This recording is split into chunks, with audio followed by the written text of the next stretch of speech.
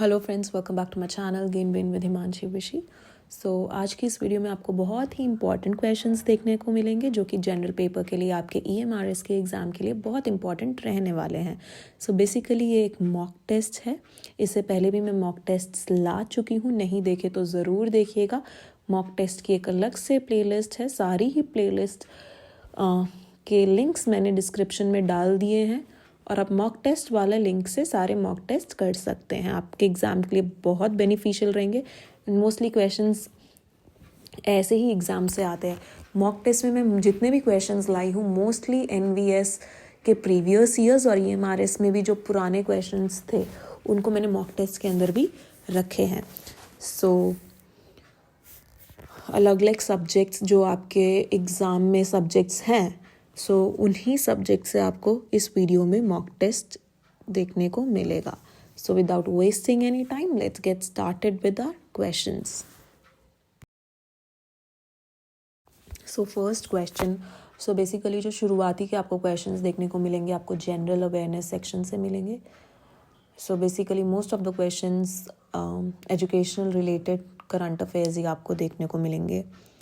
First question, which commission recognize the strengthening of social and national integration as one of the main goals of education? मैं हिंदी में भी पढ़ देती हूँ ये क्वेश्चन। किस आयोग ने सामाजिक और राष्ट्रीय एकता को मजबूत करने को शिक्षा के मुख्य लक्ष्यों में से एक माना? हमें कमीशन बतानी है जिसने सामाजिक और राष्ट्रीय, जो ये टू इम्पॉर्टेंट इंटीग्रेशन है कि सामाजिक और राष्ट्रीय को दोनों को इंटीग्रेट करना है, मिलाना है, और ये टीचिंग नॉट टीचिंग बट ये एजुकेशन का सबसे इम्पॉर्टेंट रोल है, ऐसा कौन सी कमीशन में कहा गया है? बेसिकली किस कमीशन ने एम किया है, फोकस किया है कि सोशल और नेशनल इंटीग्रेशन पे, ठीक है, सिंपल लैंग्वेज में। 4 ऑप्शंस है, सारे ऑप्शंस ना रीड करके सीधा करेक्ट आंसर की ओर चलते हैं। जो इस क्वेश्चन का करेक्ट आंसर है वो है third option, that is education commission India 1964 to 1966। याद रखना, ऐसे भी आपसे घुमा फिरा के क्वेश्चन पूछा जाता है कि इस कमीशन का मेन एम क्या है, तो आपको ये भी पता होना चाहिए। इंटीग्रेशन के बारे में इन्होंने डिस्कस किया था, किसकी? Social and national.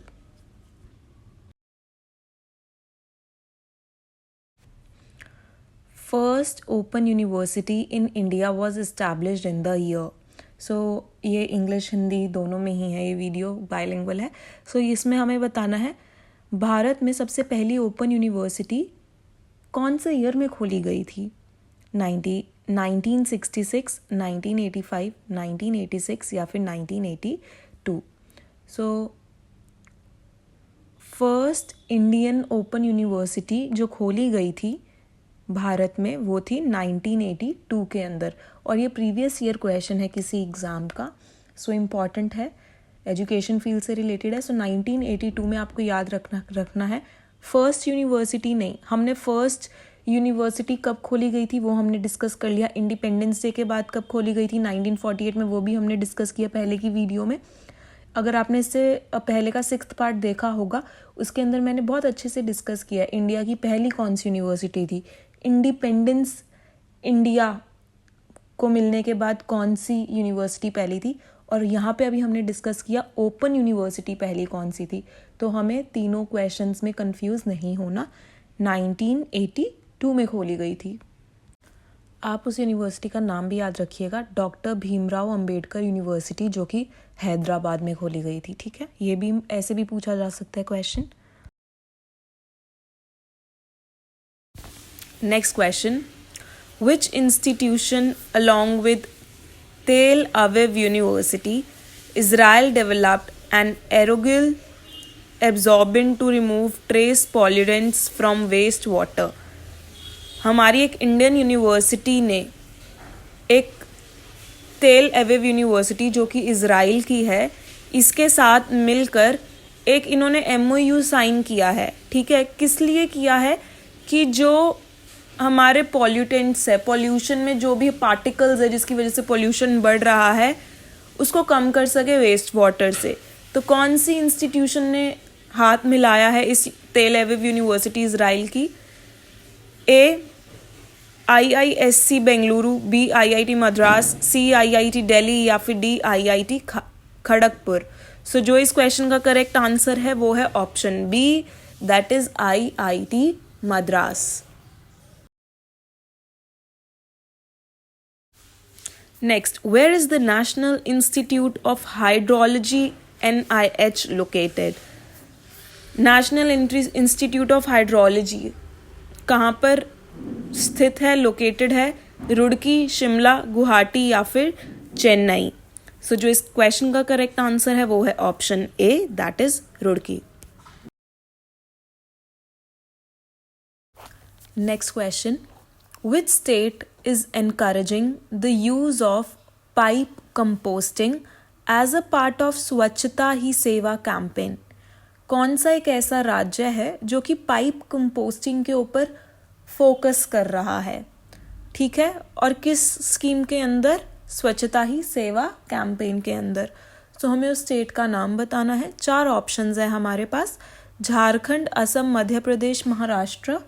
सो जो इस क्वेश्चन का करेक्ट आंसर है वो है option number B, that is Assam. So Assam pipe composting के ऊपर फोकस कर रहा है, किस कैंपेन के अंडर? स्वच्छता ही सेवा कैंपेन। सो क्वेश्चन घुमा फिरा के आपसे किसी भी तरीके से पूछ सकते हैं, आपको सभी ही, इससे बाहर कुछ नहीं आएगा। जो हमने चीज़ें पढ़ी हैं कि इस क्वेश्चन में स्टेट पूछी जा सकती है, कैंपेन का नाम, या फिर क्या वो कर रहे हैं, जैसे कि पाइप कंपोस्टिंग। ठीक है, सो आपको क्वेश्चन घुमा फिरा के देखने को मिल सकता है एग्जाम में। सो इस क्वेश्चन का बी करेक्ट आंसर है। नेक्स्ट इंपॉर्टेंट क्वेश्चन है, which state has recently approved the tutor scheme for primary school children? सो कौन सी ऐसी स्टेट है, ठीक है, जिसने अप्रूव किया है ट्यूटर स्कीम को? ये NEP 2020 के अंडर ये स्कीम है, इसके बारे में ज़्यादा बात नहीं की गई है, बट ये NEP 2020 के अंदर आइडिया था, किसी ने इसको भी हाल ही में इम्प्लीमेंट नहीं किया, सिर्फ एक ही स्टेट ने किया है, उसका हमें नाम बताना है। और ये ट्यूटर स्कीम किसके लिए है ये भी पूछा जा सकता है, ये प्राइमरी लेवल तक के बच्चों के लिए है। ठीक है, सो भी हमसे जो क्वेश्चन पूछा गया है, कौन सी स्टेट ने इसको अप्रूव किया है? अरुणाचल प्रदेश, केरला, हरियाणा या फिर Himachal Pradesh.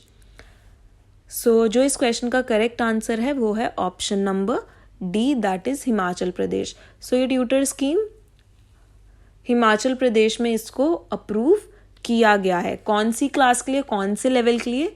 Primary school children के लिए, मतलब प्राइमरी लेवल के लिए।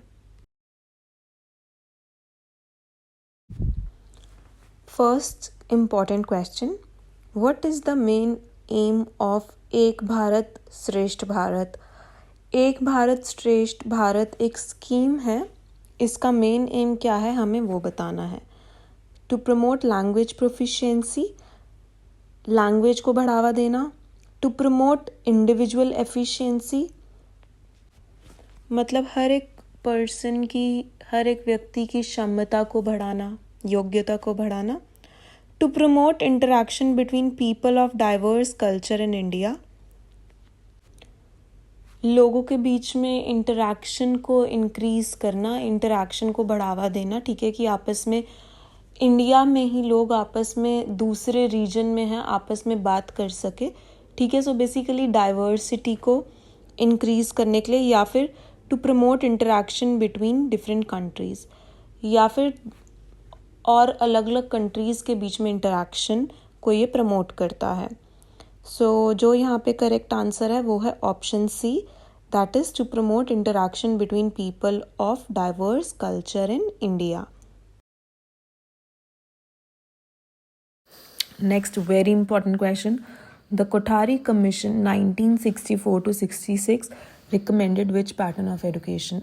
मतलब कोठारी कमीशन ने कौन से पैटर्न को रिकमेंड किया था? अभी तक हम कौन सा पैटर्न फॉलो करते आ रहे थे वो हमें बताना है। कोठारी, मैं हिंदी में पढ़ती हूँ, कोठारी आयोग किस शिक्षा प्रणाली की सिफारिश की थी? सो 4 ऑप्शंस आप देख सकते हैं अपनी स्क्रीन पे। सो जो इस क्वेश्चन का करेक्ट आंसर है वो है बी ऑप्शन। अभी तक NEP 2020 से पहले के जो पैटर्न हम यूज़ करते आ रहे थे वो 10+2+3 था। मतलब 10 तक पढ़ाई, फिर उसके बाद 11th 12th 2 classes of higher secondary education, then 3 years of university education.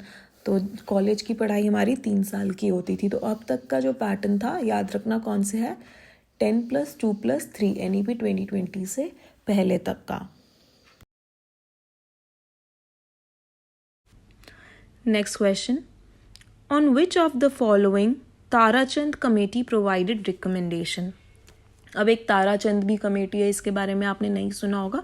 सो हमें इस क्वेश्चन में पूछा गया है जो ताराचंद कमेटी है इसने अपनी रिकमेंडेशन कौन सी एजुकेशन पे दी थी। 4 ऑप्शंस है, first student unrest, second religious and moral education, third vocationalisation education, या फिर फोर्थ सेकेंडरी एजुकेशन। सो याद रखिएगा जो ताराचंद कमेटी है इसने जो अपनी रिकमेंडेशन या फिर जो बदलाव बताए थे वो बताए थे सेकेंडरी एजुकेशन के लिए, ठीक है। सो जो इस क्वेश्चन का करेक्ट आंसर है वो है option 4, that is secondary education. So आज की वीडियो में इतना ही था। आई होप आपको ये वीडियो अच्छी लगी हो, पसंद आई हो, वैल्यूएबल लगी हो। पसंद आई हो तो ज़रूर कमेंट सेक्शन में बताइएगा। ऐसे ही और क्वेश्चंस के साथ मैं आऊँगी नेक्स्ट वीडियो में। Thank you so much for watching the video. Have a good day. Next question, the national policy on education 1986 was revised in. जो नेशनल पॉलिसी ऑन एजुकेशन 1986 की है वो कब रिवाइज की गई थी। 4 ऑप्शंस हैं।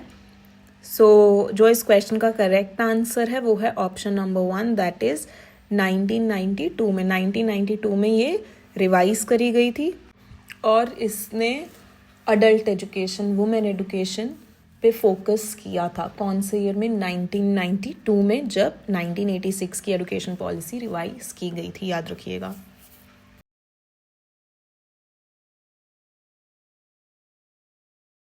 तो अब हमारे NEP 2020 के क्वेश्चन स्टार्ट हो गए हैं। First question, which of the following is not a part of NEP 2020। हमें 4 ऑप्शंस दिए हैं और हमें बताना है कि इनमें से कौन सा NEP 2020 का पार्ट नहीं है। अफोर्डेबिलिटी, अवेलेबिलिटी, डिस्क्रिमिनेटरी या फिर क्वालिटी। सो जो इस क्वेश्चन का करेक्ट आंसर है वो है option C, that is discriminatory.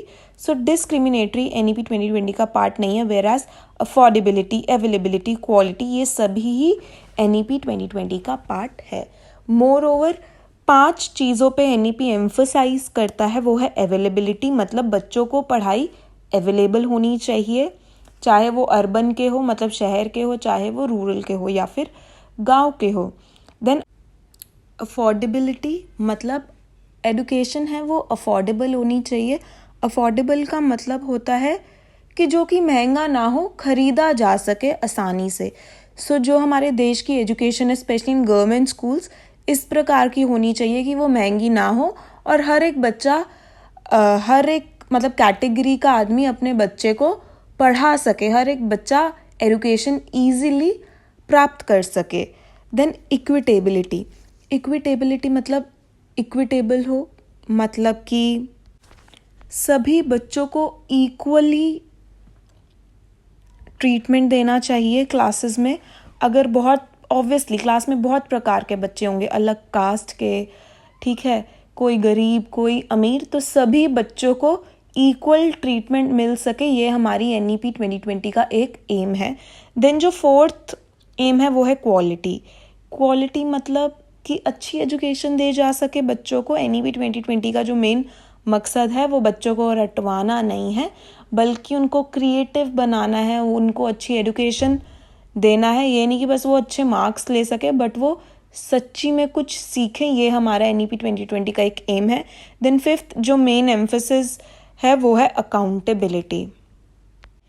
Accountability का मतलब होता है कि ठीक है हमने बच्चों को पढ़ा दिया, बट जो टीचर्स है या फिर जो भी स्कूल के लोग हैं वो उसके बच्चे को पढ़ाने के लिए अकाउंटेबल रहे, मतलब रिस्पॉन्सिबल रहे, और उसने क्या सीखा है एटलीस्ट उनको पता रहे। ये नहीं कि सिर्फ पढ़ाते जा रहे, they should also be answerable.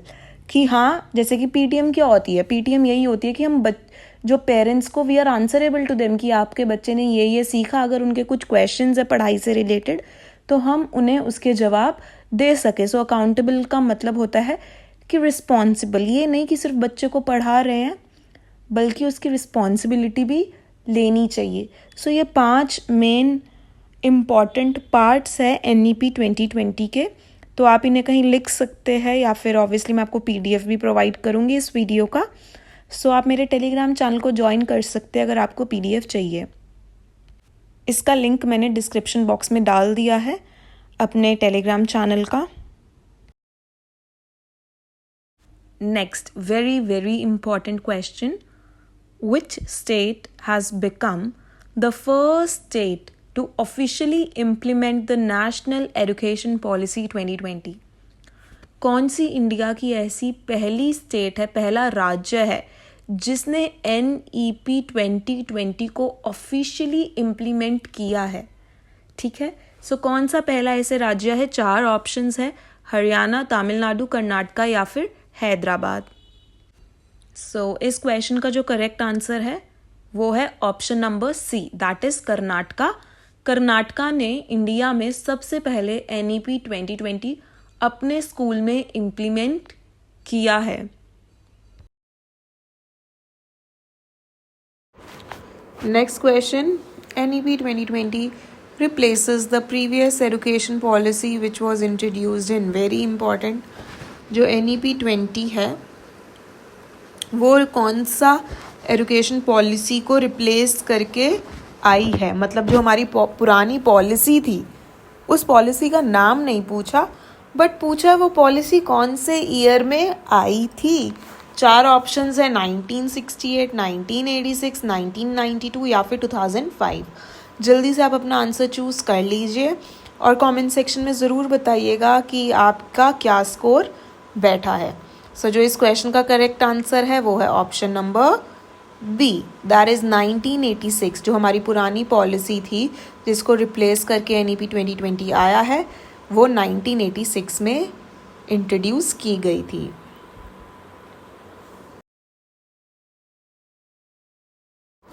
Next question, what is the foundational stage in the new structure 5+3+3+4? So foundational stage कौन सी है? अच्छा, NEP 2020 के अकॉर्डिंग ये सारी स्टेजेस है, 5 एक स्टेज है, देन 3 एक स्टेज है, फिर से 3 एक स्टेज है, तो इनको प्रॉपर नाम दिए गए हैं। सो हमें बताना है कि इनमें से फाउंडेशनल स्टेज न्यू स्ट्रक्चर के अकॉर्डिंग कौन सा है। So classes 6 to 8, classes 9 to 12, pre school to class 12 या फिर classes 3 to 5। Again factual question है। फाउंडेशनल स्टेज, देखो सबसे छोटी स्टेज कौन सी होगी? फाउंडेशनल स्टेज होगी। तो इससे आपको अपना आंसर चूज़ करने में हेल्प मिलेगी जो हमारी फाउंडेशन को स्ट्रॉन्ग बनाए। ठीक है, सो वो प्री स्कूल से स्टार्ट हो जाएगी। So pre school to class 2 ये हमारा करेक्ट आंसर है। सो ऑप्शन C हमारा यहाँ पे बिल्कुल करेक्ट आंसर हो जाएगा।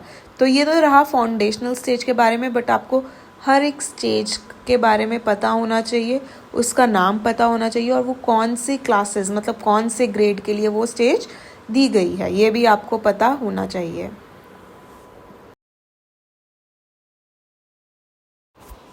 Next question, NEP 2020 aims to spend what percentage of GDP in education? Important question है। NEP 2020 क्या एम करता है? I mean, कितना परसेंट GDP का वो एजुकेशन में स्पेंड करने का एम रखता है? सो A 4%, B 5%, C 6% या फिर D 7%। सो जो इस क्वेश्चन का करेक्ट आंसर है वो है option number C, that is 6%। तो ये क्वेश्चन भी इम्पॉर्टेंट है एग्जाम पॉइंट ऑफ व्यू से कि NEP 2020 6% GDP का एजुकेशन में स्पेंड करने का एम रखता है।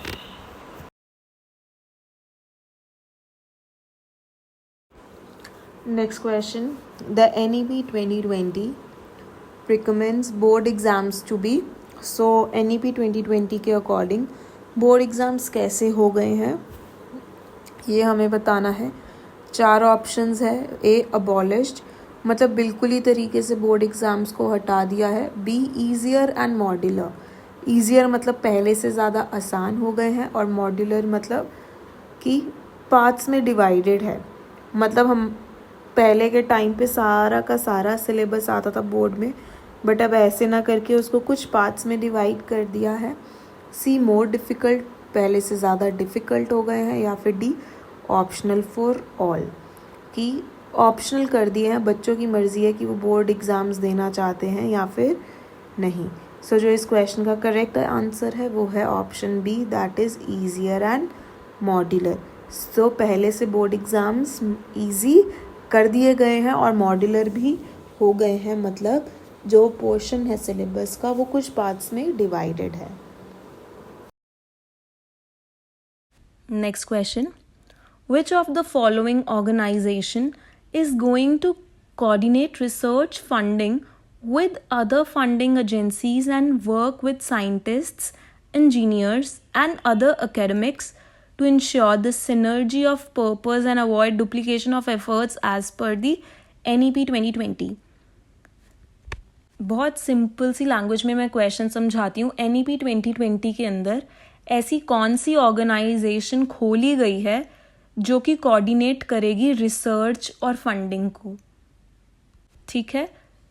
सो अगर आपने मेरी पहले की वीडियोस देखी हैं, मैंने NEP पे भी 2 से 3 वीडियोस डाली हैं और करंट अफेयर्स पे भी डाली हैं. तो जहाँ तक मुझे याद है मैंने NEP 2020 में ये क्वेश्चन डिस्कस किया है कि एक ऑर्गेनाइजेशन खोली है रिसर्च के लिए जिसमें साइंस के अंदर रिसर्च करी जा रही है. अगर आपको याद होगा मैंने डिस्कस किया था स्टेम की बच्चे स्टेम ले. ठीक है. स्टेम क्या है ये भी बताया था कि मैथमेटिक्स, फिजिक्स, साइंस ऐसे सब्जेक्ट्स ले कि आगे जाके वो भी इंजीनियर्स और साइंटिस्ट्स बन पाए. सो बेसिकली ये उस वैसा ही क्वेश्चन है, सेम ऑर्गेनाइजेशन है, बस थोड़ा घुमा फिरा के पूछा है. सो सिंपल लैंग्वेज में NEP 2020 ने NEP 2020 के अंदर ऐसी कौन सी ऑर्गेनाइजेशन खोली गई है फॉर रिसर्च. सो 4 ऑप्शंस है हमारे पास. University grants commission, national department of science and technology, third option national research foundation, या फिर fourth option Indian council of agricultural research. So जो इस क्वेश्चन का करेक्ट आंसर है वो है नेशनल रिसर्च फाउंडेशन. मुझे याद है ये क्वेश्चन हमने किया हुआ है. Next question. NCF 2005 talks of major shifts from. NCF 2005 प्रमुख बदलावों की बात करता है. सो बेसिकली NCF जो 2005 है इसमें बहुत सारे बदलाव देखे गए थे जो इससे पहले एजुकेशन पॉलिसी थी. ठीक है. सो ये जो NCF 2005 आया था इसमें पढ़ाई में काफ़ी बदलाव देखे गए थे. तो ये कौन से बदलावों की बात करता है वो ही हमें बताना है. 4 ऑप्शंस है और इम्पॉर्टेंट क्वेश्चन है ये. सो फर्स्ट ऑप्शन है educational focus to disciplinary focus, मतलब शैक्षिक फोकस से अनुशासनात्मक focus. Second option knowledge as given and fixed as it evolves and is created. Simple language में बताती हूँ कि नॉलेज बच्चे को सिर्फ देनी चाहिए या फिर नॉलेज बच्चों को खुद क्रिएट करनी चाहिए. ठीक है. इसका ये मतलब है कि जो टीचर है उसको जो पता है, ठीक है, वो बस उसको बच्चों को बता दे नॉलेज इसे कहेंगे, या नॉलेज बच्चा खुद क्रिएट करे, खुद करके सीखे, वो वाली नॉलेज के बारे में बात की गई है. सी ऑप्शन है learner centric to teacher centric, मतलब कि लर्नर सेंट्रिक क्या होती है कि मेन बच्चों पे फोकस होना चाहिए, और टीचर सेंट्रिक मतलब कि पूरा कंट्रोल टीचर के पास ही है. ठीक है. बच्चों के पास कोई कंट्रोल नहीं है, टीचर अपनी मर्जी से क्लास चला रहा है, खुद ही बेसिकली लेक्चर मेथड वो फॉलो कर रहा है. ये होता है टीचर सेंट्रिक. सो अब तो सीधा स्टूडेंट सेंट्रिक पे बात करते हैं. सो इसमें बोला गया थर्ड ऑप्शन में कि स्टूडेंट से टीचर सेंट्रिक. सो ये गलत है. जल्दबाजी में इसे मत करेक्ट कर देना। एनसीएफ ने बात करी है टीचर से स्टूडेंट सेंट्रिक होना चाहिए। आज से बहुत साल पहले ना टीचर सेंट्रिक क्लासेस होती थी, मतलब पूरा कंट्रोल टीचर के पास रहता था क्लास में। अब स्टूडेंट सेंट्रिक है, यहाँ पे बच्चों की भी चीज़ों ओपिनियंस को सुना जाता है, ठीक है। सो ये ऑप्शन जल्दबाजी में मत कराना, ध्यान से पढ़ना। लर्नर सेंट्रिक टू टीचर नहीं है, टीचर टू लर्नर है, ठीक है। सो जो यहाँ और फोर्थ ऑप्शन है नन ऑफ दी अबव। सो जो यहाँ पे करेक्ट आंसर है वो है सेकंड ऑप्शन, कि जो नॉलेज है वो सिर्फ देने से नहीं बच्चों को समझ में आती है कि टीचर ने समझा दिया बच्चों को समझ में आ गया। एनसीएफ कहता है कि बच्चों को अपनी नॉलेज खुद क्रिएट करनी चाहिए। सो जो यहाँ पे correct answer is second option.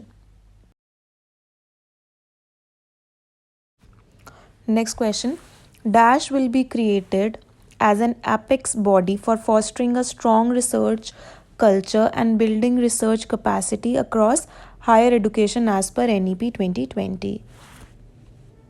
इस क्वेश्चन के अकॉर्डिंग ऐसी कौन सी बॉडी क्रिएट हो जाएगी NEP 2020 के हिसाब से जो बच्चों को रिसर्च में जाने का या रिसर्च में एक्सेल करने का मौका देगी, ठीक है। अभी इतने ज़्यादा कोर्सेज नहीं है इन हायर क्लासेस की वो रिसर्च वगैरह कर सके, तो कौन सी ऐसी बॉडी क्रिएट करेंगे NEP 2020 के अंदर।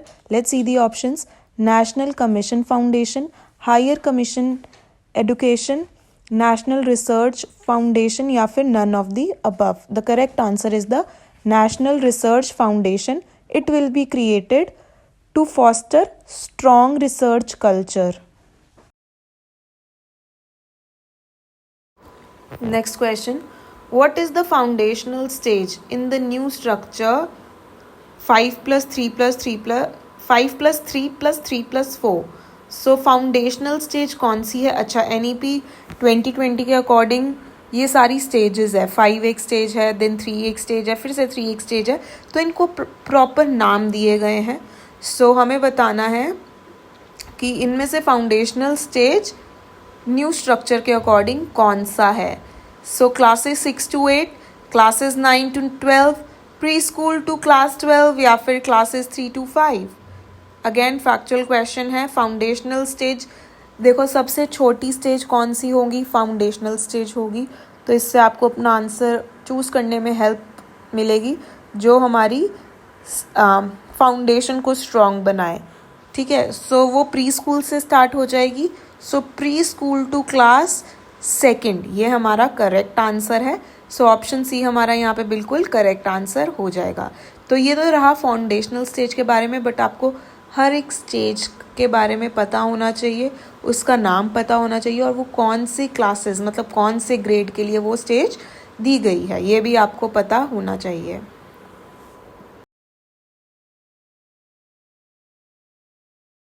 सब आपको 10 क्वेश्चंस टीचिंग एप्टीट्यूड से देखने को मिलेंगे। अभी हमने NEP 2020 के 10 क्वेश्चंस करे हैं। सो जिनके एग्ज़ाम में टीचिंग एप्टीट्यूड नहीं है, आप थोड़ी सी वीडियो को स्किप कर सकते हैं, बिकॉज अब 10 क्वेश्चंस टीचिंग एप्टीट्यूड के आने वाले हैं। First question, interaction inside the classroom in teaching learning scenario should generate, मतलब जो इंटरैक्शन है क्लास में टीचर्स और बच्चों के बीच में, जो उनका बोलचाल है, ठीक है, क्लासरूम के अंदर, वो क्या जनरेट करना चाहिए, उससे क्या आउटपुट निकल के आना चाहिए, हमें ये बताना है। इन्फॉर्मेशन, आर्ग्यूमेंट, आइडियाज़ या फिर डिबेट। या तो कोई इन्फॉर्मेशन निकलनी चाहिए न्यू, या तो आर्ग्यूमेंट होना चाहिए, या तो आइडियाज़ न्यू निकलने चाहिए, या फिर डिबेट होना चाहिए टीचर्स और स्टूडेंट्स के बीच में। सो जो यहाँ पे मोस्ट अप्रोप्रिएट आंसर है वो है option number 3, that is ideas. जब बच्चे और टीचर एक दूसरे से बातें करें तो नॉलेज तो पास हो ही रही है, ठीक है, बट आइडियाज़ न्यू जनरेट होने चाहिए। सो ये मोस्ट अप्रोप्रिएट आंसर है। Next question, new knowledge is acquired through, जो नया नॉलेज है वो किससे एक्वायर होती है, किससे मिलती है? Transmission of knowledge, memorization, experience and searching new meanings या फिर none of the above. Transmission of knowledge मतलब कि कोई हमें नॉलेज प्रोवाइड करे, कोई हमें ज्ञान दे, तब हमें न्यू नॉलेज मिलती है। या फिर मेमोराइजेशन मतलब याद करके रट्टा लगा के हमें नई इन्फॉर्मेशन मिलती है, न्यू नॉलेज मिलती है। थर्ड है experiences and searching the meaning, या फिर हमें अपनी एक्सपीरियंस या फिर जब हम नए मतलब खुद ढूंढने की कोशिश करते हैं तब हमें असली ज्ञान मिलता है, न्यू नॉलेज मिलती है, या फिर नन ऑफ दी अबव, इनमें से कोई भी नहीं। इजी क्वेश्चन है और ऐसे ही क्वेश्चंस एग्जाम में देखने को मिलते हैं। सो जो इस क्वेश्चन का करेक्ट आंसर है वो है option 3, that is experiences and searching new meanings. Next question, in classrooms, learning proceeds most effectively if there is dash by the teacher. Classroom में लर्निंग तभी अच्छी होगी जब डैश हमें फिल करना है जो कि टीचर द्वारा किया जाएगा। तो हमें बेसिकली इस क्वेश्चन में डैश को फिलअप करना है। 4 ऑप्शन है कि टीचर द्वारा क्या दिया जाए। एक्सक्लूसिव मोटिवेशन दिया जाए अच्छे तरीके से, तब लर्निंग अच्छी होगी। Next, rapid feedback, second option, जब क्लास में बच्चे को उसकी परफॉर्मेंस या लर्निंग से रिलेटेड फीडबैक दिया जाएगा तब उसकी लर्निंग और बेटर होगी। थर्ड, फ्रीक्वेंट क्वेश्चनिंग, बच्चों से फ्रीक्वेंट क्वेश्चनिंग पूछे, टीचर ने पढ़ाया क्वेश्चन पूछती रहे, समझ आया नहीं आया, इससे लर्निंग अच्छी होगी। या फिर इमीडिएट रिकैपिचुलेशन, एकदम से टीचर ने कुछ पढ़ाया, क्लास में ख़त्म होने से पहले एक बार उसको रिकैप भी कर दे। सो देखा जाए तो सारे ही चारों ही ऑप्शंस लर्निंग को बेटर करने के ही हैं। बट अगर ऑल ऑफ दीज होता तो ऑल ऑफ दीज को मार्क करते, बट यहाँ पे एक ही हमें मोस्ट अप्रोप्रिएट, चारों ही ठीक है बट सबसे बेस्ट कौन सा है वो हमें बताना है। और जो एनवीएस द्वारा भी माना गया है वो है second option, that is rapid feedback, कि बच्चों को फीडबैक ज़रूर देना चाहिए कि उनकी लर्निंग कैसे चल रही है। ये नहीं कि एग्ज़ाम्स के टाइम पे उनको मार्क्स देख के पता चले कि हमारी लर्निंग इतनी है। तो टीचर को रैपिड फीडबैक देना चाहे, ऐसे बच्चे की लर्निंग और इम्प्रूव होगी। So here the correct answer is the second option. Next question, for developing creative thinking among the students which type of question should be asked by the teacher. अब देखिए, teaching aptitude में mostly आपको ऐसे ही questions पूछे जाएंगे classroom environment से related, ठीक है। सो बेसिकली ये वीडियो इसीलिए मैंने बनाई है कि आपको आइडिया लग जाए। उन्होंने सिलेबस में बहुत अलग से दे रखा है ये वो, बट बेसिकली जो टीचिंग एप्टीट्यूड है इसमें टीचर कैसे क्लास में पढ़ाए, सो बहुत बेसिक क्वेश्चंस होते हैं जो कि आप आराम से अटेम्प्ट कर लोगे। सो ये बहुत ईजी टॉपिक है। अब इस क्वेश्चन में हमसे पूछा गया है कि क्लास में क्रिएटिव थिंकिंग बढ़ाने के लिए बच्चों को किस तरीके से क्वेश्चंस पूछे जाए। Open ended and subjective questions, multiple choice questions, short answer type questions, या फिर नन ऑफ दी अबव। सो जो इस क्वेश्चन का करेक्ट आंसर है वो है option number 1, that is open ended and subjective question. अब ओपन एंडेड क्वेश्चन कैसा होता है कि जिसमें बच्चा अपना खुद ओपिनियन दे सके। अब मैं आपको एक एग्जांपल बता देती हूँ जल्दी से शॉर्ट में। हमें हमेशा एग्ज़ाम में एक ऐसा क्वेश्चन आता है 4-5 नंबर का, कि जैसे कि आप रास्ते, चाहे इंग्लिश का हो चाहे हिंदी का, कोई भी एक ऐसा एग्ज़ाम हो, बट उसमें आउट ऑफ नोवेयर एक ऐसा क्वेश्चन देते हैं कि इसमें आप अपना खुद का ओपिनियन रख सको। आप जैसे कि क्वेश्चन है कि आप लेट हो रहे हो स्कूल के लिए और आपका एग्ज़ाम है स्कूल में और आप ऑलरेडी लेट हो गए 10-15 मिनट, और रास्ते में आपने देखा एक बूढ़े बंदे का एक्सीडेंट हो गया और सब अपने काम में बिजी है, कोई भी उसकी हेल्प नहीं कर रहा, तो आप क्या करोगे।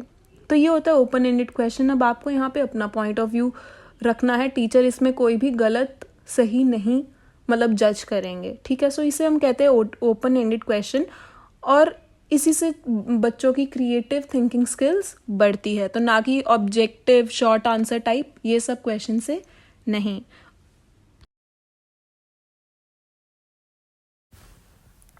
Next question. According to Edgar Dale, which one of the following teaching aids provides least direct experience to the students? Edgar Dale द्वारा ऐसा कौन सा एक टीचिंग एड है जो कि बच्चों को सबसे कम डायरेक्ट एक्सपीरियंस देता है। 4 ऑप्शंस है, chalk and duster use by the teacher, laboratory experiments, field visit, या फिर वीडियो फिल्म। सो कौन सा करेक्ट आंसर है आपके अकॉर्डिंग, जल्दी से इसे सिलेक्ट करिए इसके 5th के क्वेश्चन के आंसर को। सो आई होप बाय नाउ आपने अपना आंसर सिलेक्ट कर लिया होगा। सो जो इस क्वेश्चन का करेक्ट आंसर है वो है option 1, that is chalk and duster use by the teacher. अब देखो डायरेक्ट एक्सपीरियंस क्या होता है, मतलब जो बच्चा सबसे ज़्यादा खुद असलियत में देखे, ठीक है, उसे हम कहेंगे direct experience. Chalk and duster का काम क्या है, टीचर लिख देता है, बस बच्चा देख लेता है, बट उसे डायरेक्ट एक्सपीरियंस तो नहीं मिलता ना कि वो चीज़ जिसके बारे में पढ़ाई जा रही है वो दिखती कैसे है, या फिर और ज़्यादा नॉलेज उसके बारे में, बस जो लिख दिया उसको वो नॉलेज मिल गई। सो ये याद रखना किसके द्वारा ये दिया गया है, एडगर डेल द्वारा। प्रीवियस ईयर का ये क्वेश्चन है और एक किसी एग्जाम में पूछा गया था एनवीएस के ही, कि सबसे ज़्यादा सेम ऑप्शंस थे बट उसमें लीस्ट की जगह पूछा था सबसे ज़्यादा बच्चे को डायरेक्ट एक्सपीरियंस किससे मिल सकता है, और सेम ऑप्शंस थे। उस केस में फील्ड ट्रिप था। फील्ड ट्रिप मतलब कि बच्चे को वहाँ पे सच्ची में ले जाओ, तो ऑब्वियसली सबसे बेस्ट तरीका तो यही है कि अगर बच्चे को किसी फैक्ट्री के बारे, किसी भी चीज़ के बारे में पढ़ा रहे हैं, प्रोडक्ट के बारे में कि प्रोडक्ट ऐसे ऐसे बनता है। अब for example manufacturing of a biscuit, ठीक है, अब ठीक है बच्चों को पढ़ा दिया टीचर ने, लिखवा भी दिए क्वेश्चन आंसर्स, ठीक है, बट बच्चे को डायरेक्ट एक्सपीरियंस कैसे मिलेगा, उसको फैक्ट्री में ले जाओ और दिखाओ बिस्किट देखो ऐसे बनते हैं, तो उसको सबसे ज़्यादा डायरेक्ट एक्सपीरियंस मिलेगा। तो आप देख सकते हैं एक ही एग्जाम में अलग अलग सब्जेक्ट्स में दो तरीके से क्वेश्चन पूछे गए हैं। तो लीस्ट किससे मिलता है, चॉक एंड डस्टर से। सबसे ज़्यादा डायरेक्ट एक्सपीरियंस मिलता है फील्ड ट्रिप से। सो फिफ्थ का जो करेक्ट आंसर है वो है first option.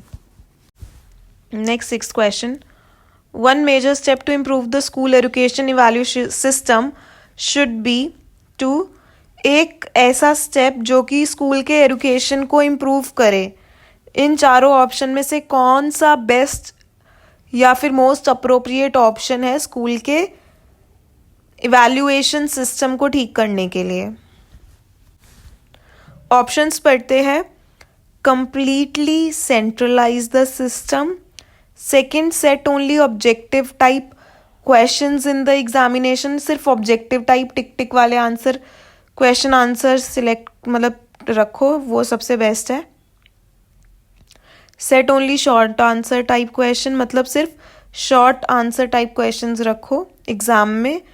Decentralise the system where in each school a group of teachers evaluate each students performance, मतलब सिस्टम को चेंज करो और चेंज करके क्या रखो नए सिस्टम को कि जो टीचर है हर एक बच्चे की इंडिविजुअल परफॉर्मेंस को इवैल्यूएट कर रहा है, उसकी परफॉर्मेंस को वो मार्क कर रहा है हर एक बच्चे की। सो अपने हिसाब से देखिए आपको कौन सा आंसर सबसे ठीक लग रहा है आपके अकॉर्डिंग।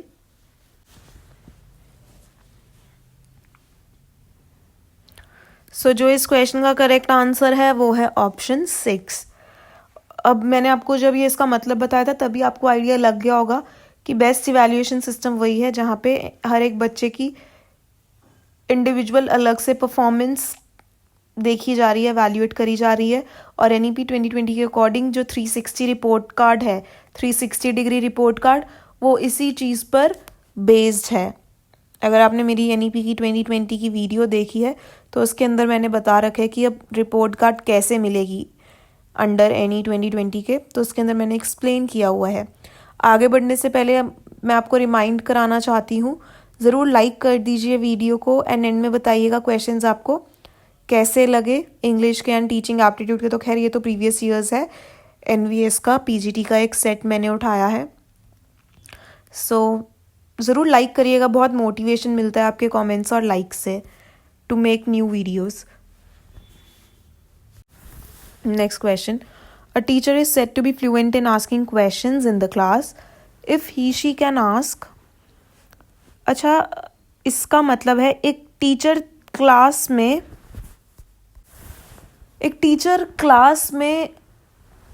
एक फ्लुएंट का मतलब होता है जब वो बहुत अच्छे तरीके से किसी चीज़ को कर पाए। तो टीचर क्लास में फ्लुएंटली क्वेश्चन किस तरीके से पूछेगा इन चारों वे में? As many questions as possible. एक अच्छा फ्लुएंट टीचर वही है जो बहुत ज़्यादा क्लास में क्वेश्चंस पूछ ले, मीनिंगफुल क्वेश्चंस, जो मीनिंगफुल क्वेश्चंस पूछे क्लास में, maximum questions in a fix time, कुछ टाइम दिया हुआ है और उसमें मैक्सिमम पूछ ले, किससे ज़्यादा कोई पूछ ही नहीं सकता, उसने मैक्सिमम पूछ लिए। या फिर knowledge based question in a fix time, कुछ फिक्स टाइम है उसमें वो नॉलेज बेस्ड क्वेश्चन पूछे। सो एक अच्छा टीचर कौन है आपके अकॉर्डिंग? फ्लुएंट टीचर, जो कि क्वेश्चंस पूछने में कौन सा ऐसा फ्लुएंट टीचर है। बहुत ज़्यादा सिंपल क्वेश्चंस है ये। सो 7 का जो करेक्ट आंसर है वो है second option, meaningful question. So obviously अच्छा टीचर वो नहीं है जो कि बहुत ज़्यादा क्वेश्चन पूछ ले कुछ भी, बट अच्छा टीचर वो है जो मीनिंगफुल क्वेश्चंस पूछे अपने स्टूडेंट से। सो 7 का सेकंड आंसर बिल्कुल करेक्ट है। Next question, which of the following is not a pre requisite for inculcating creativity among the students? इस क्वेश्चन का मतलब है कि इन चारों में से ऐसी कौन सी चीज़ है जो कि ज़रूरी नहीं है बच्चे के अंदर क्रिएटिविटी लाने के लिए। सो 4 ऑप्शंस है, ऑप्शन पढ़ते हैं। फर्स्ट है रैशनैलिटी। रैशनैलिटी का मतलब होता है रीज़न या फिर लॉजिक। आपको क्या लगता है कि बच्चे में क्या रीज़न और लॉजिक होना चाहिए क्रिएटिविटी आने के लिए? सेकंड, नॉन रैशनैलिटी, मतलब लॉजिक और रीज़न ज़रूरी नहीं है किसी भी स्टूडेंट या किसी भी इंसान को क्रिएटिव होने के लिए। ओपननेस टू एक्सपीरियंस, कि एक्सपीरियंस बिल्कुल भी उसे ज़रूरत नहीं है क्रिएटिव होने के लिए। या फिर करेक्टनेस, कि करेक्टनेस ज़रूरी नहीं है क्रिएटिव होने के लिए। सो आपके अकॉर्डिंगली क्या आंसर यहाँ पे ठीक बैठ रहा है? जल्दी से चूज़ करिए अपना आंसर।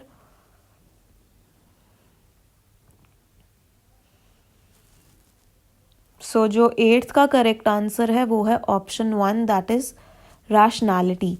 किसी भी इंसान को क्रिएटिव होने के लिए रीज़न, लॉजिकल होना बिल्कुल भी ज़रूरी नहीं है। क्रिएटिव होने के लिए आपको एक्सपीरियंस की ज़रूरत होती है, ना कि लॉजिक की। सो इसलिए फर्स्ट ऑप्शन जो बोर्ड ने भी माना है और जो मोस्ट अप्रोप्रिएट आंसर है वो है फर्स्ट आंसर। क्रिएटिव होने के लिए आपको लॉजिकल होना, रैशनल होना बिल्कुल भी ज़रूरी नहीं है। Next question, which one of the following is an indicator of motivated teaching? इन चारों में से ऐसा कौन सा ऑप्शन है जो कि इंडिकेट करता है फॉर मोटिवेटेड टीचिंग? इंडिकेट मतलब दर्शाता है, मोटिवेट टीचिंग की ओर बताता है इसके बारे में। Students attendance in the class, questioning by the teacher, questioning by the students, या फिर timely completion of homework by the students. So आपको क्या लगता है इन चारों ऑप्शन में से ऐसी क्या चीज़ है जो टीचर को मोटिवेट करती है कि वो टीचिंग करवाए क्लास में? स्टूडेंट की अटेंडेंस से टीचर मोटिवेट होता है, जो क्वेश्चंस बच्चों द्वारा जो क्वेश्चंस टीचर द्वारा पूछे जाते हैं उससे वो मोटिवेट होता है, या फिर सी ऑप्शन जो स्टूडेंट से क्वेश्चन पूछे जाते हैं उसके द्वारा वो मोटिवेट होता है, या फिर जो बच्चे होमवर्क करके आते हैं उससे उसे बहुत मोटिवेशन मिलती है पढ़ाने की। सो जल्दी से आप देखिए सारे ऑप्शंस, अपना आंसर चूज करिए। सो जो 9th का करेक्ट आंसर है वो है third option, that is questioning by the students. Obvious reason की वजह से कि ये बिल्कुल करेक्ट आंसर है। क्यों? एक टीचर को तभी पढ़ाने में मज़ा आता है जब उसके बच्चे उससे क्वेश्चंस करे, ना कि तब वो चुपचाप बैठे रहे क्लास में बस सुनते रहे चुपचाप, कुछ पूछे ना कुछ बोले। सो एक टीचर तभी मोटिवेट होता है जब बच्चे उससे क्वेश्चन करे, तो फिर वो उसे और अच्छे से पढ़ाने की कोशिश करता है, ये सोचे कि बच्चे क्वेश्चंस करेंगे। So yes, third option 9th का बिल्कुल करेक्ट आंसर है। Next question, by nature teaching is a. Teaching एक क्या है? By nature job, profession, service या फिर ड्यूटी? बहुत ही अच्छा क्वेश्चन है। सो आपके अकॉर्डिंग टीचिंग का नेचर क्या है, ये एक जॉब है, एक प्रोफेशन है, एक सर्विस है या फिर एक ड्यूटी है। सो जल्दी से अपना आंसर चूज करिए।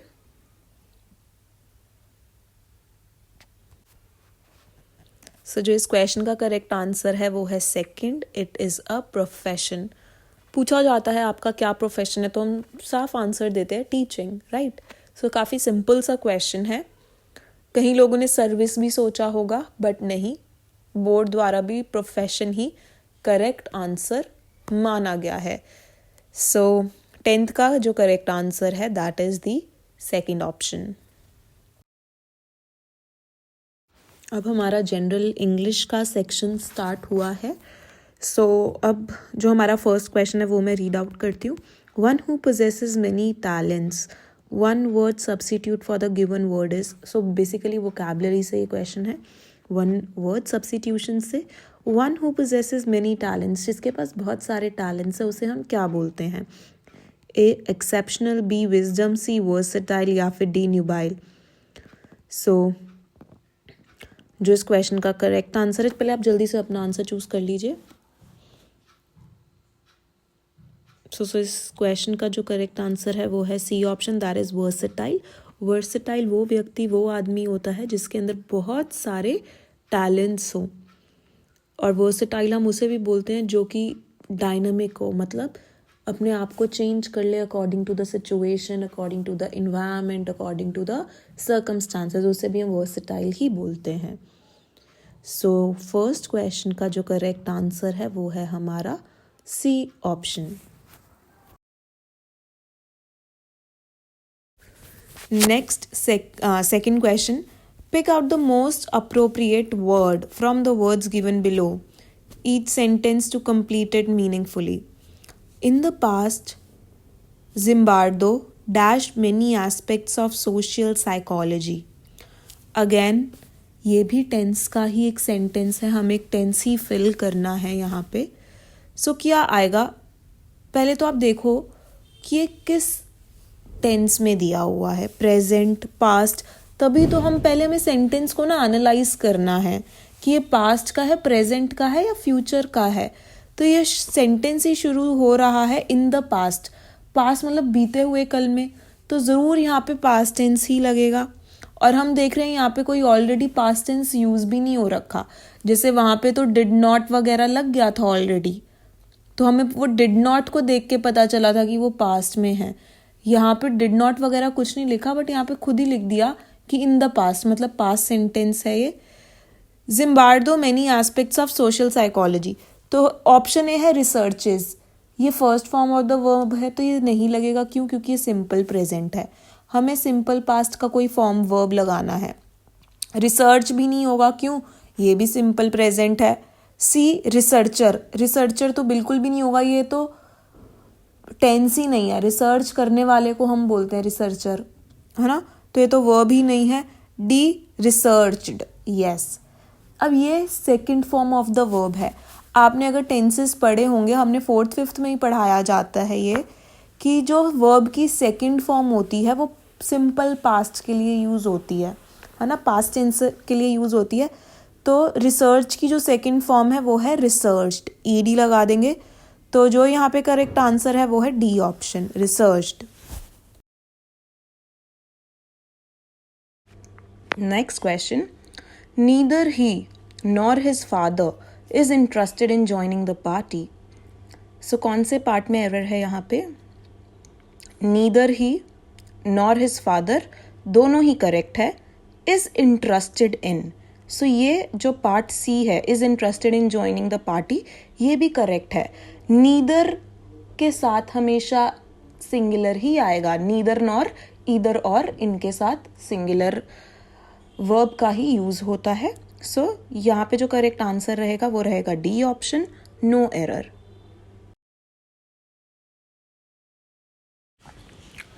Next question, choose the correct synonym of the word august. So 1 अगस्त तो हम सभी को पता है कि मंथ है, साल का जो 7th मंथ होता है दैट इज अगस्त, बट यहाँ पे अगस्त का मीनिंग कुछ और है। सो ऑप्शंस देख लेते हैं, कॉमन, रिडिकुलस, डिग्निफाइड या फिर पेटी। सो ऑगस्ट का जो मतलब होता है वो होता है काफ़ी रेप्यूटेड बंदा, काफ़ी रिस्पेक्टेड बंदा। सो जो यहाँ पे मोस्ट अप्रोप्रिएट आंसर है ऑगस्ट से वो है option C, that is dignified. So dignified, reputed, respected, August, ये सभी ही एक दूसरे के सिनोनिम्स हैं।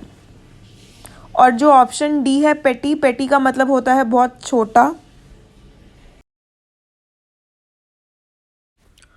Next question, she was annoyed dash her brother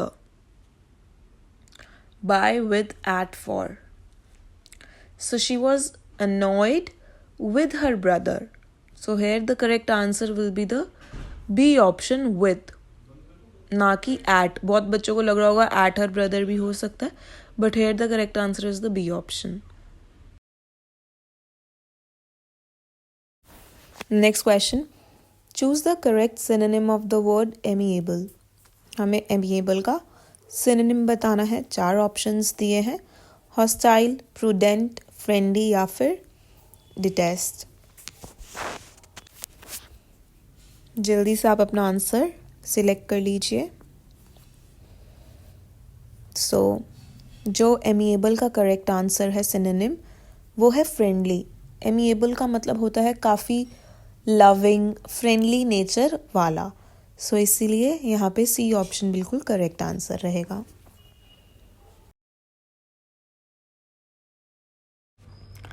next, if I dash the prime minister the scenario would have been different.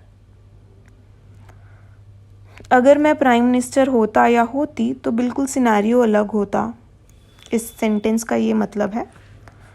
तो मैंने syntax में ये रूल बताया था। क्या था रूल? अगर हम ऐसी एकदम इम्पॉसिबल चीज़ों की बात करते हैं या फिर हम किसी चीज़ की इच्छा जताते हैं, काश मैं ये होता या ये होती, तो हमेशा वर आएगा। आई होप आपको ये रूल याद होगा जिन्होंने मेरी पहले की वीडियोस देखी हैं। ठीक है, ये इंग्लिश की, जनरल इंग्लिश की।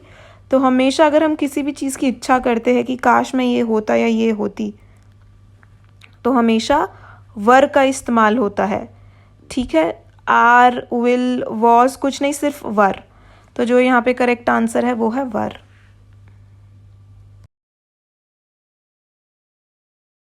Next question, fill in the blanks with suitable verbs. हमें सुटेबल वर्ब लगाना है, मतलब इज, एम, आर, कुछ भी मतलब हेल्पिंग वर्ब है यहाँ पे ऑप्शंस में, तो वो हमें डैश में फिल करना है। The number of girls taking part in dance competition dash increasing. जल्दी से आप अपना आंसर चूज़ कर लीजिए, या तो इसमें इज आएगा या तो इसमें आर आएगा। देखिए, अगर आपको रूल पता है, अगर आपने मेरी पुरानी वाली वीडियो देखी है, तो आप आराम से 2 सेकंड में क्वेश्चन कर लेंगे। सो जो इस क्वेश्चन का करेक्ट आंसर है वो है is in the number of girls taking part in dance competition is increasing. अब जिनको रूल नहीं पता उन्होंने आर लगाया होगा, क्या देख के? द नंबर ऑफ गर्ल्स देख लिया, एस लगा है, प्लूरल लगा होगा आपको, तो बिल्कुल गलत है। कोई भी सेंटेंस अगर द नंबर से स्टार्ट होता है तब हम क्या लगाएंगे? सिंगुलर, मतलब इज। और अगर अ नंबर से शुरू होता है, a number of boys, a number of girls, तब हम लगाते हैं प्लूरल, तब आर लगता। बट ये द से स्टार्ट है, द नंबर ऑफ, तो इसलिए यहाँ पे इज लगेगा। अगर आपने मेरी पुरानी वीडियो नहीं देखी है जिसमें मैंने सारे इंपॉर्टेंट रूल्स डिस्कस करे हैं ऐसे ही, तो ज़रूर देखिएगा। जनरल इंग्लिश मास्टर क्लास के नाम से आपको थंबनेल दिखेगा, उसमें सारे के सारे इंपॉर्टेंट रूल्स है। डिस्क्रिप्शन बॉक्स में मैंने लिंक भी डाल दिया, आप वहाँ से देख सकते हैं। मोर ओवर प्लेलिस्ट जितनी भी मैंने क्रिएट कर रखी है फॉर EMRS एग्ज़ाम, आप वहाँ पे भी जनरल इंग्लिश के सेक्शन में आपको मिल जाएगी वो वीडियो। और अगर आपको और भी किसी टॉपिक की वीडियो देखनी है, आप प्लेलिस्ट में जाके देख सकते हैं मेरी। Next question, my uncle and my best friend has come to wish me on my birthday, no error. हमें बताना है कौन से पार्ट में, यहाँ पे कौन से ऑप्शन में गलती है। माई uncle and my best friend, ठीक है, ये तो सही लग रहा है। हैज़ कम टू, मैंने क्या बताया, वर्ब में गलती होती है, ठीक है। तो यहाँ पे हेल्पिंग वर्ब हैज़ में गलती है, क्या आना चाहिए था यहाँ पे, माई uncle and my best friend have कम। हमने ये रूल ऊपर पढ़ा था, अगर नाउन के पहले पोजेसिव प्रोनाउन या फिर आर्टिकल लग गया, माई uncle and my best friend, तो ये दो लोग हो गए हैं, ठीक है। अंकल के पहले भी पोजेसिव प्रोनाउन आ गया माई, और बेस्ट फ्रेंड के पहले भी आ गया पोजेसिव प्रोनाउन माई, तो ये दो लोग हो गए। So my uncle and my best friend have come होना था, ना कि हैज़ कम। दो लोगों की बात हो रही है, आपको मैंने ऊपर रूल बहुत अच्छे से समझाया था, ठीक है। सो यहाँ पे जो करेक्ट आंसर है वो है ऑप्शन बी, हैज़ की जगह हैव आना था। Next question, there is no exception dash this rule, by, for, to या फिर टू वर्ड्स। सो जो यहाँ पे करेक्ट आंसर होगा वो होगा to. There is no exception to this rule. So exception के साथ हमेशा टू ही यूज होगा, ठीक है। सो आप प्रेपोजिशन को बहुत अच्छे से पढ़िएगा इस टॉपिक को, if you are preparing for any TGT exam और पीजीटी इंग्लिश एग्जाम, बिकॉज जो प्रेपोजिशन का वर्ड है वो सीधा fill in the blanks, find the error type में जो क्वेश्चंस होते हैं वो ज़्यादातर प्रेपोजिशन से ही पूछे जाते हैं। सो नेक्स्ट जो आपको क्वेश्चंस देखने को मिलेंगे वो आपको आईसीटी सेक्शन से देखने को मिलेंगे। सो जो यहाँ पे हमारा फर्स्ट क्वेश्चन है वो है, which device is use to convert digital signals to analog. मतलब कौन सी ऐसी डिवाइस है जो कि डिजिटल सिग्नल को कन्वर्ट करती है एनालॉग सिग्नल्स में।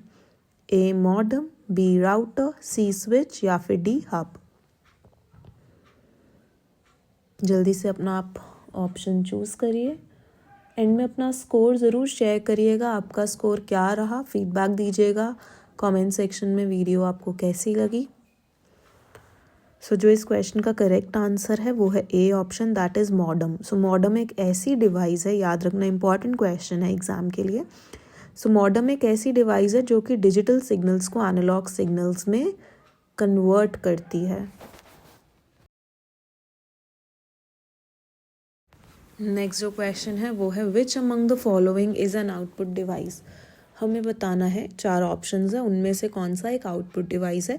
आउटपुट इनपुट से आपको डेफिनेटली एक नहीं तो दो क्वेश्चंस भी देखने को मिल सकते हैं, बट एक क्वेश्चन तो डेफिनेटली आपको मिलेगा ही देखने इसको इस सेक्शन से, और ये बहुत ईजी है टू आइडेंटिफाई इनपुट और आउटपुट डिवाइस कौन सी है।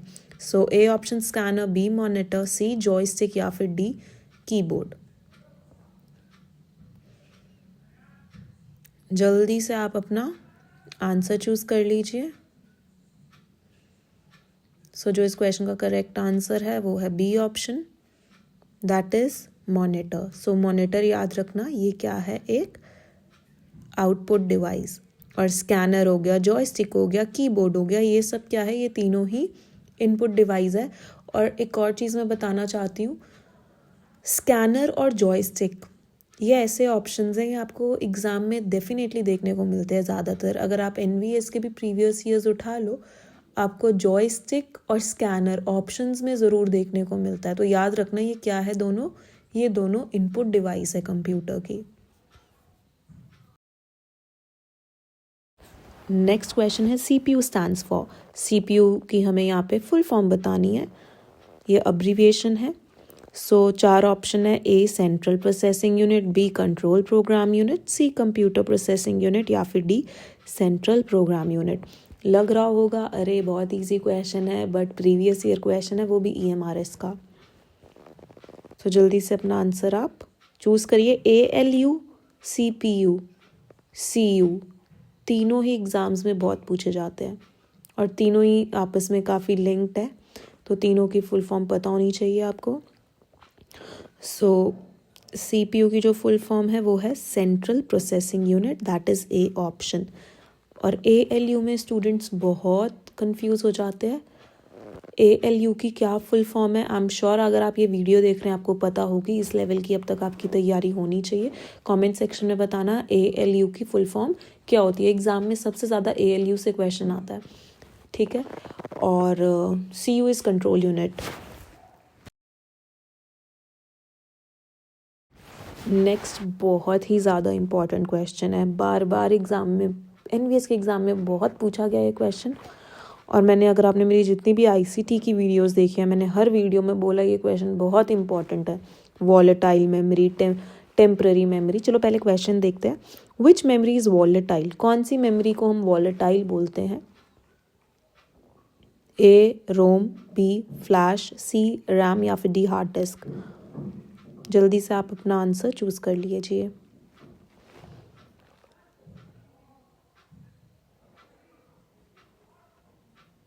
सो जो इस क्वेश्चन का करेक्ट आंसर है वो है C option, that is RAM, random access memory. इसको हम वॉलेटाइल मेमोरी भी बोलते हैं।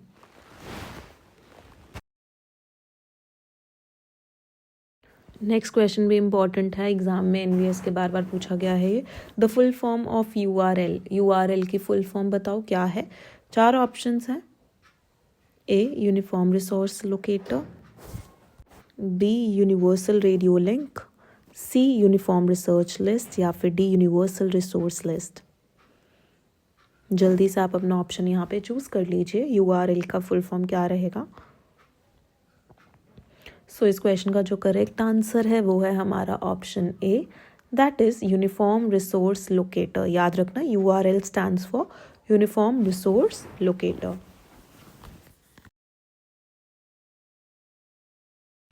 Next very very important question, last time ऐसा क्वेश्चन एग्जाम में आया था EMRS के। Bluetooth works in which category, in which network category? जो ब्लूटूथ है वो कौन से नेटवर्क कैटेगरी में आता है? नेटवर्क क्या है हमारे? WAN wide area network, B LAN local area network, C man metropolitan area network या फिर D PAN personal area network? पहली बात तो आपको चारों की फुल फॉर्म पता होनी चाहिए, फुल फॉर्म्स भी एग्ज़ाम में आते हैं, और ये चारों ही नेटवर्क्स हैं। तो हमें बताना है ब्लूटूथ नेटवर्क मतलब कैटेगरी किस में बिलोंग करता है। सो जो इस क्वेश्चन का करेक्ट आंसर है वो है personal area network, that is D option. Last time जो क्वेश्चन आया था एग्ज़ाम में कुछ इस तरीके से आया था कि जैसे कि आप अपने घर में ब्लूटूथ ऑन कर रहे हो फ़ोन में, तो ये कौन से तरीके का नेटवर्क है? अगेन थोड़ा घुमा के पूछा गया था बट ब्लूटूथ था, तो क्या हुआ ये? Personal area network. क्वेश्चन ऐसे भी आ सकता है, हॉटस्पॉट ऑन किया है घर में, तो कौन सा नेटवर्क है? Again personal area network. WAN wide area network का एग्जाम्पल इंटरनेट हो गया, पूरे वर्ल्ड से आपको जोड़ता है। LAN local area network, school organization, यहाँ पे कंप्यूटर्स एक दूसरे से जुड़े रहते हैं। और जो मैन है मेट्रोपॉलिटन एरिया नेटवर्क, ये बेसिकली LAN से बड़ा होता है, लोकल एरिया नेटवर्क से बड़ा होता है, बट ये WAN से छोटा होता है। सो ये एक पूरी सिटी को जोड़ सकता है, ठीक है, मेट्रोपॉलिटन सिटी को जोड़ सकता है, डिस्ट्रिक्ट को जोड़ सकता है।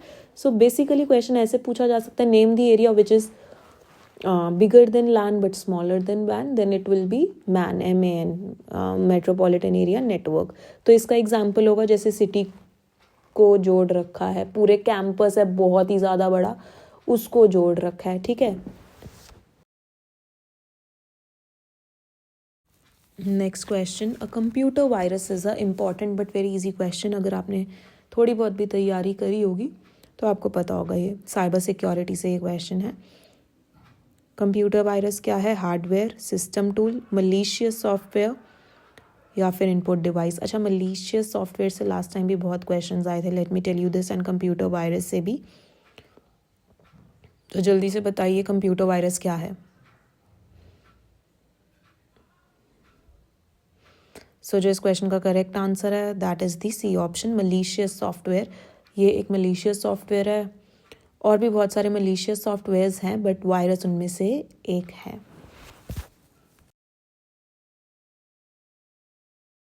Next very very important question, which of the following is not an operating system. हमें बताना है कौन सा इन चारों में से ऑपरेटिंग सिस्टम नहीं है। ए विंडोज़, बी लिनक्स, सी ओरेकल या फिर डी मैक ओएस। जल्दी से अपना ऑप्शन चूज़ करिए। मैं जल्दी कल ही एक वीडियो लेकर आऊँगी जिसमें सारे ही ऑपरेटिंग सिस्टम्स के नाम होंगे, ब्राउज़र्स के नाम होंगे, वायरसेस, एंटी वायरसेस सबके नाम होंगे। तो ऐसी वीडियो मैं भी प्रिपेयर कर रही हूँ, कल तक वो वीडियो आ जाएगी। एग्ज़ाम से आप मान के चलिए उस वीडियो से आपको 2 क्वेश्चंस आराम से देखने को मिलेंगे, 2 से 3 क्वेश्चंस भी हो सकते हैं अगर आप लास्ट टाइम का एनालिसिस देखेंगे तो। जो इस क्वेश्चन का करेक्ट आंसर है वो है option number C, that is Oracle. Oracle एक ऑपरेटिंग सिस्टम नहीं है। विंडोज़, लिनक्स और मैक ओएस ये सारे ही ऑपरेटिंग सिस्टम्स हैं। 9th question. A feature in MS Word which saves the document automatically after certain intervals is known as. So MS Word में एक ये हमारे पास ऑप्शन है जो कि पूरे डॉक्यूमेंट को कुछ कुछ देर बाद खुद ही सेव कर लेता है। हम जैसे कि खुद करते हैं ना, हर कोई हमने चीज़ बनाई, हमें लगता है अरे डेटा उड़ ना जाए, लाइट ना चली जाए या व्हाट्सोएवर, तो हम उसको खुद सेव करते रहते हैं थोड़ी थोड़ी देर बाद। बट एक ऑप्शन होता है जिसमें हर थोड़ी देर बाद ना जो भी आपका डॉक्यूमेंट है वो खुद ही सेव हो जाता है। ठीक है, तो कौन सा फीचर, उस फीचर का नाम क्या है वो हमें बताना है 9th क्वेश्चन में। First save as, second quick save, third auto save, fourth backup save. So जो 9th का करेक्ट आंसर है वो है third option, that is auto save. Auto save मतलब थोड़ी थोड़ी देर बाद खुद ही सेव होना। Next 10th very easy question. Python is an example of. Python आपने सुना होगा, पाइथन क्या है कंप्यूटर की लैंग्वेज में? Programming language, second utility software, third application software, 4 operating system. I hope आपने पाइथन के बारे में सुना होगा। सो बेसिकली क्या है, ये एक प्रोग्रामिंग लैंग्वेज है, बहुत मतलब डिफ़िकल्ट होती है पाइथन की लैंग्वेज, कंप्यूटर लैंग्वेज है। सो जो 10th का करेक्ट आंसर है वो है फर्स्ट ऑप्शन। सो आज की वीडियो में बस इतना ही था। यही 10 क्वेश्चंस थे जो कि एनवीएस के एग्ज़ाम में पूछे गए थे। ठीक है, तो आप एनालिसिस कर सकते हैं। अगर आपने सिलेबस वाइज थोड़ा बहुत भी पढ़ा है ना तो बहुत डिफ़िकल्ट आपको नहीं लगा होगा। हाँ, अगर आपने कुछ भी नहीं पढ़ा, आप सोच रहे तुक्के मारेंगे, तब तो डेफिनेटली आपको नहीं पता होंगे, सिर्फ 1-2 आंसर्स ही पता होंगे। बट अगर आपने इन डेप्थ स्टडी करी है then I am very sure कि आपको सारे आंसर्स आते होंगे। सो सब कुछ सिलेबस के अकॉर्डिंग था आईसीटी के एग्ज़ाम में, एनवीएस के। सो होपफुली यहाँ पे भी आपको सिलेबस के अकॉर्डिंग ही सब कुछ देखने को मिलेगा। अगर आपको ये वीडियो पसंद आई ज़रूर लाइक करिएगा और फ्रेंड्स के साथ शेयर करिएगा प्रीवियस ईयर क्वेश्चन। और मोर ओवर चैनल पे न्यू है तो सब्सक्राइब करिएगा एंड प्लीज़ ज़रूर कमेंट सेक्शन में अपना फीडबैक दीजिएगा आपको ये वीडियो कैसी लगी। So thank you so much for watching the video. Have a good day.